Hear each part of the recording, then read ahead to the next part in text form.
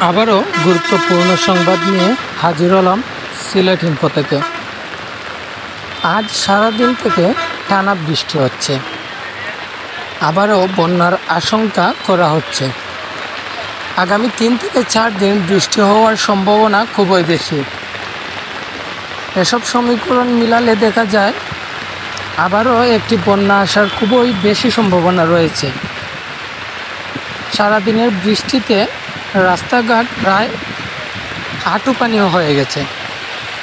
এখন আমি যে জায়গায় অবস্থান করছি সেটি হলো সিলেট সুনামগঞ্জের মধ্যগড় স্থান। এই পয়েন্টের নাম গোবিন্দগঞ্জ পয়েন্ট। এটা অনেকেই চিনে থাকবেন। এই রাস্তায় এই মুহূর্তে অনেক জায়গায় প্রায় হাঁটু পানি এবং হাঁটু পানির নিচে জল রয়েছে। এভাবে বৃষ্টি হতে থাকলে দুদিনেই আবার বন্যা হয়ে যাবে। সবাই সতর্কভাবে থাকবেন এবং আপনাদের অবস্থান থেকে আপনাদের পরিস্থিতি সবাই জানাবেন। এরকম আপডেট তথ্য পেতে সিলেট ইনফো সাবস্ক্রাইব করে সাথেই থাকবেন। আজ এই পর্যন্তই। সবাই ভালো থাকবেন, সুস্থ থাকবেন। ধন্যবাদ।